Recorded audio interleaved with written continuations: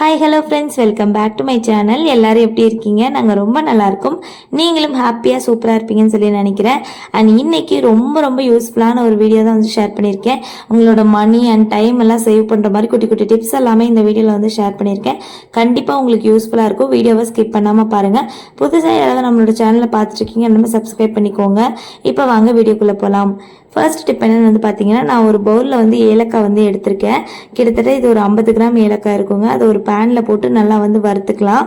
சிம்மில் வச்சு வறுத்துக்கோங்க. கொஞ்சம் வந்து கலர் மாறினதுக்கு அப்புறமா வந்துட்டு நல்லா ஆறணுன்னு மிக்சர் ஜாருக்கு மாற்றி ஃபைன் பவுடராக வந்து அரைச்சிக்கலாம். அரைக்கும் போது கொஞ்சமாக சர்க்கரை போட்டு அரைச்சிக்கோங்க. நல்லா அரைப்படாது, ஓரளவுக்கு அரைப்பட்டோடனே வந்து ஜல்லடை வச்சு நல்லா சளிச்சு ஃபைன் பவுடராக அரைச்சிக்கோங்க. வேற ஒன்றும் இல்லைங்க, ஏலக்காய் தூள் தான் வந்து ரெடி பண்ணிட்டு இருக்கோம். நம்ம வீட்டில் வந்து அடிக்கடி எப்பயாச்சும் வந்து ஸ்வீட் பண்ணிக்கிட்டு இருப்போம். அந்த டைமில் வந்து 2 ஏலக்காய் தட்டி போடுவோம். அது வந்து நம்ம சாப்பிடும்போது வாயில் கடிப்படும் இல்லையா? அப்போ அந்த டைமில் ரொம்பவே இரிட்டேட்டிங்காக இருக்கும். நமக்கு கூட பிரச்சனை இல்லை, பட் பசங்க சாப்பிடும்போது அது வாயில் கடிப்பிடிச்சு அப்படின்னா அந்த சாப்பாடே வேணான்ட்டு போயிடுவாங்க. ஸோ நம்ம ஃப்ரீயாக இருக்க டைமில் இந்த மாதிரி வந்து ரெடி பண்ணி வச்சுக்கிட்டோம்னா நமக்கும் வந்து யூஸ்ஃபுல்லாக இருக்கும். கடையிலலாம் ஏலக்காய் தூள் விற்கிறாங்க, பட் ஆனால் வந்துட்டு அது கொஞ்சம் கூட வந்து ஏலக்காவோட மனமே இல்லாமல் வேற ஏதோ ஸ்மெல்லு வர மாதிரி வந்துட்டு இருக்குது. அது நல்லாவும் இருக்க மாட்டேங்குது. அதுக்கு இந்த மாதிரி ஏலக்காய் நம்ம ஃப்ரெஷ்ஷாக வீட்டில் வாங்கி ரெடி பண்ணி வைக்கும் போது அதோட ஃப்ரெஷ்ஷான ஃப்ளேவர் வந்துட்டு ரொம்ப நாளைக்கு வந்துட்டு இருக்குங்க. இந்த மாதிரி ஒரு ஏர்டைட்டான பாக்ஸில் போட்டு வச்சிட்டிங்கன்னா எத்தனை நாள் ஆனாலும் ஒன்றுமே ஆகாது, நல்லாயிருக்கும். ட்ரை பண்ணி பாருங்கள். நெக்ஸ்ட் டிப் என்னன்னு வந்து பார்த்தீங்கன்னா, எல்லார் வீட்லேயும் கற்பூரவள்ளி இலை செடி வச்சுருப்போங்க. அப்படி இல்லை அப்படின்னா கூட பக்கத்தில் யார்கிட்டயாவது இருந்துச்சுன்னா வாங்கிக்கோங்க. எங்கள் வீட்டில் இலை நல்லா பெருசு பெருசாக வந்துருந்துச்சு. என்னோட பசங்க வந்து பிச்சு போட்டுட்டாங்க. அதனால் இப்போ இலை வந்து கம்மியாக தான் வந்து இருக்குது. நான் அதை மட்டும் பறித்து எடுத்துக்கிறேன். இலையெல்லாம் நல்லா பறித்து எடுத்ததுக்கப்புறமா இதை ஒரு 4-5 வாட்டி தண்ணியில் வந்து வாஷ் பண்ணிக்கோங்க. ஏன்னா இலையில வந்து நிறையா தூசியெல்லாம் வந்துட்டு இருக்கும். நல்லா வாஷ் பண்ணதுக்கப்புறமா வந்துட்டு வெயிலில் வந்து உணர்த்தி எடுத்துக்கோங்க. நல்லா வெயில் அடிச்சுது அப்படின்னா ஒரு 2 நாளில் காஞ்சிரும். வெயில் இல்லை அப்படின்னா ஒரு 4-5 நாள் ஆகுங்க. நல்லா காய வச்சு நீங்கள் உடைச்சிங்கன்னா நல்லா முறுமுறுன்னு உடையணும். அந்தளவுக்கு காய வச்சிட்டிங்கன்னா சூப்பராக இருக்கும். காய வச்சு அரைச்சி பவுட்ரு பண்ணி எடுத்திங்கன்னா அதுதாங்க ஆரிகேனோ. எத்தனை பேர்த்துக்கு தெரியும் கற்பூரவள்ளி இலையை நல்லா காய வச்சு அரைச்சி பவுட்ரு பண்ணுறது தான் ஆரிகேனோ அப்படின்னு சொல்லிட்டு. புதுசாக யாராவது இதை கேள்விப்படுறீங்க அப்படின்னா கமெண்ட்டில் வந்து சொல்லுங்கள்.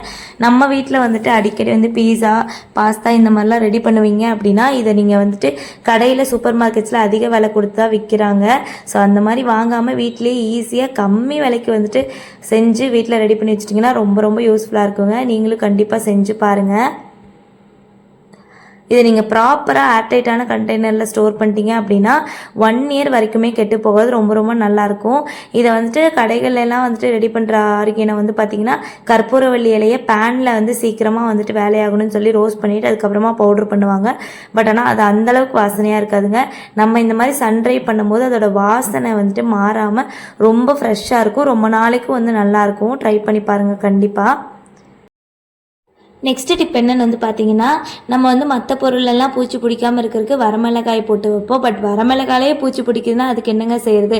நல்லா வெயிலில் தான் காய வச்சு எடுத்து வைக்க முடியும். அந்த மாதிரி வெயிலில் காய வச்சு எடுத்து யூஸ் பண்ணுங்கள். இப்போ இதுலேருந்து கொஞ்சம் வரமிளகாய் எடுத்து காம்பை கிள்ளிட்டு பேனில் போட்டு நல்லா ட்ரை ரோஸ்ட் பண்ணிக்கலாம். கொஞ்சமாக கல்லுப்பு போட்டு நல்லா ரோஸ்ட் பண்ணிட்டீங்கன்னா வந்து நெடியேறாமல் இருக்கும். நம்ம இன்றைக்கி சில்லி ஃப்ளேக்ஸ் தாங்க ரெடி பண்ணிகிட்ருக்கோம். மோஸ்ட்லி வந்துட்டு நம்ம வீட்டிலேயே வந்து இந்த பீஸா, பாஸ்தா எல்லாமே ரெடி பண்ணுவோம். பட் அதுக்கான பொருள்கள் எல்லாமே வந்துட்டு கடையிலேருந்து டக்கு டக்குன்னு வாங்கி யூஸ் பண்ணிக்கலாம். பட் அதையே இவ்வளோ ஈஸியாக வீட்டிலே செய்யும் போது ஏன் கடையில் வாங்கணும்? கடையில் வாங்குறது வந்துட்டு எந்தளவுக்கு ஹைஜீனிக்காக அரைப்பாங்கன்றது நமக்கு வந்து தெரியாது. நல்லா வறுத்துட்டு மிக்ஸி ஜாரில் போட்டுட்டு கொஞ்சம் வந்து குறைன்னு அரைச்சி எடுத்திங்கன்னா சில்லி ஃப்ளேக்ஸ் ரெடி ஆயிரும். இதை ஸ்டோர் பண்ணி வச்சிட்டிங்கன்னா ரொம்ப நாளைக்கு நல்லாயிருக்கும். அதே மாதிரி இது வந்து பீஸா, பாஸ்தாக்கு மட்டும்தான் யூஸ் பண்ணுன்றது கிடையாதுங்க. நம்ம என்னைக்காச்சும் பொரியலில் வந்துட்டு மிளகாய் போட மறந்துட்டோம் அப்படின்னா கடைசியாக இது ஒரு ஸ்பூன் போட்டு இறக்குனீங்கன்னா டேஸ்ட்டும் ரொம்ப நல்லாயிருக்கும், காரமும் பிடிச்ச மாதிரி இருக்கும். ட்ரை பண்ணி பாருங்கள். நெக்ஸ்ட் டிப் என்னன்னு வந்து பார்க்கலாம். கருவேப்பிலை தொக்கு தாங்க ரெடி பண்ண போகிறோம். எப்படியும் வந்து வாரத்தில் 1 நாள் 2 நாள் நம்மளால் வந்துட்டு காலை நேரங்களில் எந்திரிச்சு சமைக்கவே முடியாது. நமக்கு உடம்பு சரியில்லாமல் போயிடும், இல்லைன்னா நமக்கு ஏதோ ஒன்று காலையில் எந்திரிக்க முடியாமல் இருக்கும். அந்த மாதிரி டைமில் இந்த மாதிரிலாம் ரெடி பண்ணி வச்சிட்டோம் அப்படின்னா ஒரே ஒரு ஸ்பூன் வடச்சட்டியில் எண்ணெய் ஊற்றிட்டு அதுக்கப்புறமா அதை போட்டு அதுக்கப்புறமா சாப்பாடு அதில் போட்டு கிளறி கொடுத்தா கூட ரொம்ப ரொம்ப சூப்பராக இருக்குங்க. எப்படி செய்யறதுன்னு சொல்லி பார்க்கலாம். 1 டேபிள் ஸ்பூன் வந்து முழு தனியா எடுத்திருக்கேன். அது கூட ஒரு 1/2 டீஸ்பூன் வெந்தயம், கடுகு இது 3த்தையும் நல்லா வாசனை வர்றது வரை வறுத்துட்டு எடுத்து வச்சிருங்க. இப்போ இது கூட ஒரு கைப்பிடி ஃபுல்லாக கருவேப்பிலையில நல்லா வாஷ் பண்ணி ஃபேன் காற்றுல ஆற வச்சு எடுத்து வச்சிருக்கேன். அதே இது கூட போட்டு நல்லா வந்து வதக்கி எடுத்துக்கோங்க. இதே பிளேட்டுக்கு மாற்றிக்கிட்டு ஒரு சின்ன நெல்லிக்காய் அளவு புளியை கொஞ்சோண்டி தண்ணி ஊற்றி ஊற வச்சுருக்கேன். அதே தண்ணியோடு ஆட் பண்ணிக்கோங்க. தண்ணியோடு ஆட் பண்ணி நல்லா வதக்கி விட்டிங்கன்னா ஒரு 2 நிமிஷத்துக்கு அப்புறம் நல்லா கொலன்னு இந்த மாதிரி ஆயிருங்க. நல்லா வெந்திருக்கும். அதுக்கப்புறமா இதையும் வந்து எடுத்துக்கலாம். ஃபஸ்ட்டு நம்ம வறுத்து வச்சோம் இல்லையா அந்த மல்லி, வெந்தயம், கடுகு அதை ஃபஸ்ட்டு ஒரு ஓட்டிட்டு அதுக்கப்புறமா நம்ம எடுத்து வச்சுருக்க கருவேப்பிலை அதையும் போட்டுட்டு 2 அரை அரைச்சிக்கோங்க. ஏன்னா கருவேப்பிலை எல்லாம் முழுசாக இருக்கனால எல்லாத்தையும் ஒன்றா போட்டு அரைச்சோம்னா ஒழுங்காக அரையாது. ஃபஸ்ட்டு கருவேப்பிலையை போட்டு ஒன்றும் பாதியமாக அரைச்சதுக்கப்புறமா வந்துட்டு புளி வந்து அது கூட ஆட் பண்ணிக்கலாம். புளியை ஆட் பண்ணும்போது அது கூட வந்துட்டு ஒரு கிட்டத்தட்ட ஒரு 1/4 கப் இருக்கும். 1/4 கப் மிளகாத்தூள். மிளகாத்தூள் வந்து நான் ஒரு அப்ராக்சிமேட்டாக சொல்கிறேங்க. உங்களோட காரத்தை பொறுத்து ஆட் பண்ணிக்கோங்க. ஏன்னா நான் வந்து கொஞ்சம் காரம் கம்மியாக தான் போட்டிருக்கேன். ஆனால் கருவேப்பிலை தொக்கு நம்ம புளியெல்லாம் நிறைய போடுறதுனால கொஞ்சம் சுருக்குன்றது தான் நல்லாயிருக்கும். ஸோ மிளகாத்தூள் வந்து கொஞ்சம் எக்ஸ்ட்ராவே வந்து போட்டுட்டு அது கூட தேவையான உப்பு, கொஞ்சமாக நல்லெண்ணெய் விட்டுக்கோங்க, இல்லைன்னா கல்லெண்ணெய் விட்டுக்கோங்க. அதையும் போட்டு தண்ணி வந்து தேவைப்பட்டால் கொஞ்சமாக ஊற்றி வந்து அரைச்சிக்கோங்க. நல்லா ஃபைன் பேஸ்ட்டாக அரைச்சி எடுத்து வச்சதுக்கப்புறமா கடாயில் கொஞ்சமாக வந்து நல்லெண்ணெய் இல்லைன்னா கடலெண்ணெய் ஊற்றிட்டு 1 டேபிள் ஸ்பூன் கடலைப்பருப்பு, உளுத்தம்பருப்பு, அது கூடயே வரமிளகாய், கொஞ்சமாக கடுகு இதெல்லாம் போட்டு நல்லா தாளிச்சிக்கலாம். அடுப்பை லோ ஃப்ளேமில் வச்சுட்டு நம்ம அரைச்சி வச்சுருக்க கருவேப்பிலை தூக்கி இது கூட ஆட் பண்ணிக்கோங்க. இது ஒரு 10லேருந்து 20 நிமிஷம் ஆகுங்க. நல்லா சிம்மில் வச்சு பரட்டி விட்டுட்டே இருந்தீங்கன்னா கலர்லாம் மாறி இந்தளவுக்கு எண்ணெய் பிரிஞ்சு வந்து சூப்பராக ரெடி ஆகிருக்கும். இது நல்லா ஆறுனதுக்கு அப்புறமா ஏர்டைட்டான கண்டெய்னரில் ஸ்டோர் பண்ணிட்டீங்கன்னா மினிமம் 3 மாதத்துக்கு எதுவுமே ஆகாதுங்க. யூஸ் பண்ணும்போது நல்லா ட்ரையான ஸ்பூன் வந்து யூஸ் பண்ணிக்கோங்க. தண்ணி படாமல் யூஸ் பண்ணிட்டீங்க அப்படின்னா வந்து சூப்பராக இருக்கும். மார்னிங் டைமில் என்னைக்காச்சும் நம்ம வந்து லேட்டாக எழுந்திரிக்கும் போது ஜஸ்ட் இதை 1 ஸ்பூன் மட்டும் எண்ணெயில் போட்டு ஹீட் பண்ணிவிட்டு அது கூட சாதத்தை பரட்டி கொடுத்தீங்கன்னா ரொம்ப சிம்பிளுங்க. அதே மாதிரி டேஸ்ட் ரொம்ப நல்லாயிருக்கும். பசங்களுக்கும் இதில் வந்து கருவேப்பிலை இருக்கிறதே தெரியாது. அந்தளவுக்கு ரொம்ப டேஸ்ட்டாக இருக்கும். கசப்பாலாம் இருக்காது.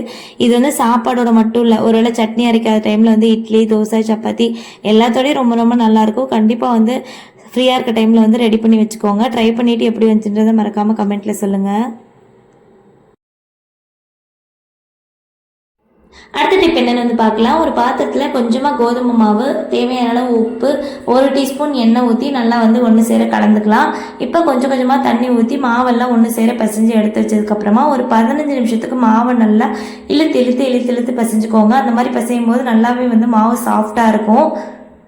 நம்ம இன்னைக்கு வீட் நூடுல்ஸ் தாங்க ரெடி பண்ணிட்டு இருக்கோம். கண்டிப்பாக குழந்தைங்க இருக்க வீட்டில் வந்து இந்த நூடுல்ஸ், கடையில் விற்கிற மேகி எல்லாமே வந்து கேட்பாங்க. ஸோ அந்த மாதிரி டைமில் அதெல்லாம் வந்து நிறைய வந்து கெமிக்கல்ஸ், ப்ரிசர்வேட்டிவ்ஸ் எல்லாமே வந்து ஆட் பண்ணுவாங்க. ஸோ அந்த மாதிரி நம்ம வாங்கி கொடுக்காம இந்த மாதிரி வீட்லேயே ஹெல்த்தியாக வீட் ஃப்ளார் வச்சு நூடுல்ஸ் ரெடி பண்ணி கொடுத்தோம்னா ரொம்பவே ஹெல்த்தியாக இருக்கும்.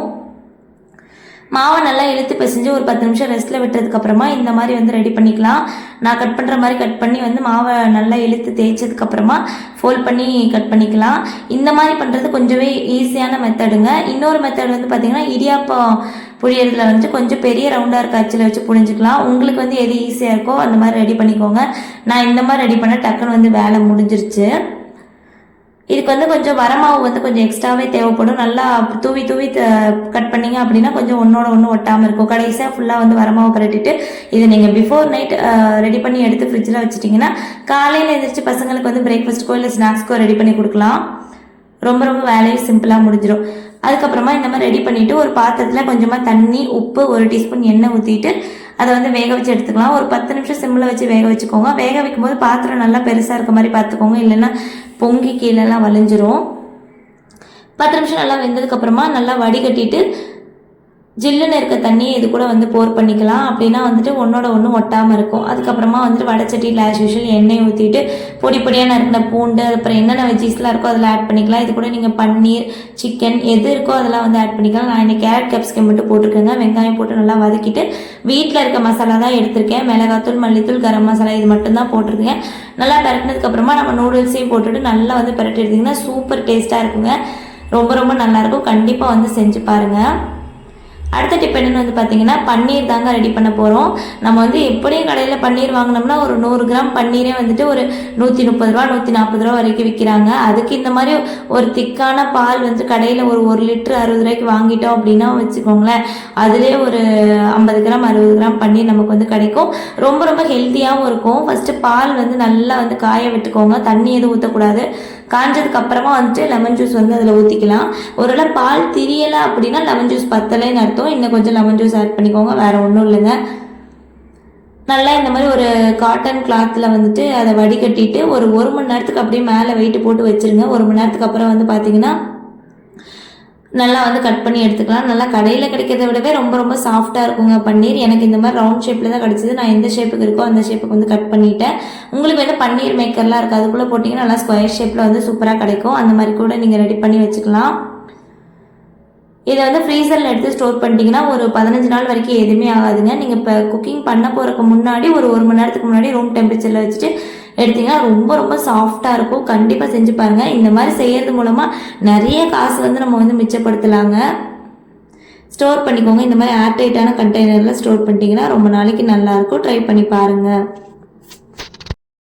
நெக்ஸ்ட் வந்து பார்த்தீங்கன்னா வெயிட் லாஸ் டீ பவுடர் தாங்க ரெடி பண்ண போகிறோம். அதுக்கு ஒரு 6 டேபிள் ஸ்பூன் போல் முழு தனியா, அது கூடவே 1/4 டீஸ்பூன் மிளகு, ஒரு 2 போல் சுக்கு, 4 ஏலக்காய் போட்டு நல்லா வந்து ட்ரை ரோஸ்ட் பண்ணிக்கலாம். லோ ஃப்ளேமில் வச்சுட்டு பொறுமையாக வறுத்து எடுத்துக்கோங்க.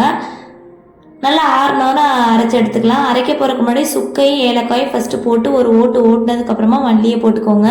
எல்லாத்தையும் ஒன்றா போட்டிங்க அப்படின்னா வந்துட்டு ஃபைன் பவுடராக அரைஞ்சிரும். அதுக்காக தான் சொல்கிறேன். இது வந்து கொஞ்சம் குறைன்னு அரைஞ்சால் தான் வந்து நல்லா இருக்குங்க. காலையில் தான் நம்ம வந்து பால் டீ பால் காஃபி குடிக்கிறதுக்கு பதிலாக இந்த மாதிரி ரெகுலராக குடிச்சிட்டு வரும்போது வந்துட்டு பார்த்தீங்கன்னா நம்மளோட மெட்டபாலிசம் லெவல் வந்து இன்க்ரீஸ் ஆகி ஜங்க் கிரேவிங்ஸ் வந்துட்டு குறையுது. அதே மாதிரி இது வெயிட் லாஸ்க்கு ரொம்பவே வந்து ஹெல்ப்ஃபுல்லாக இருக்குது. நம்ம வெறும் வயிற்றில் குடித்தோம்னா ரொம்ப ரொம்ப எஃபெக்டிவாக இருக்குங்க. கண்டிப்பாக வந்து செஞ்சு பாருங்கள். இதில் வீடியோவோட தமிழில் பார்த்து உள்ளே வந்து வீடியோ பார்க்குறவங்க வந்துட்டு உங்களோட டைமையும் மணியையும் சேவ் பண்ணுற வகையில் வந்துட்டு ரொம்ப யூஸ்ஃபுல்லான இன்ஃபர்மேஷன் உள்ளே இருக்குன்னு சொல்லி நம்பி தான் வந்திருப்பீங்க. அந்த வகையில் இந்த வீடியோ உங்கள் எல்லாருக்கும் ரொம்ப ரொம்ப யூஸ்ஃபுல்லாக இருந்திருக்குன்னு சொல்லி நம்புகிறேன். அப்படி யூஸ்ஃபுல்லாக இருந்துச்சு அப்படின்னா உங்களோட ஃப்ரெண்ட்ஸ் அண்ட் ஃபேமிலிக்கும் ஷேர் பண்ணிவிட்டு நம்மளோட சேனலுக்கு ஒரு லைக் கொடுங்க. புதுசாக யாராவது நம்மளோட சேனலில் பார்க்குறீங்க அப்படின்னா சப்ஸ்கிரைப் பண்ணி சப்போர்ட் பண்ணிக்கோங்க. இவ்வளோ நேரம் வீடியோ ஸ்கிப் பண்ணாமல் பார்த்தவங்க எல்லாருக்குமே ரொம்ப ரொம்ப நன்றிங்க. நெக்ஸ்ட்டு வேறு ஒரு சூப்பரான யூஸ்ஃபுல்லான இன்ட்ரெஸ்டிங்கான வேறு ஒரு வீடியோவில் பார்க்கலாம். அது வரைக்கும் தேங்க்ஸ் ஃபார் வாட்சிங். Bye bye.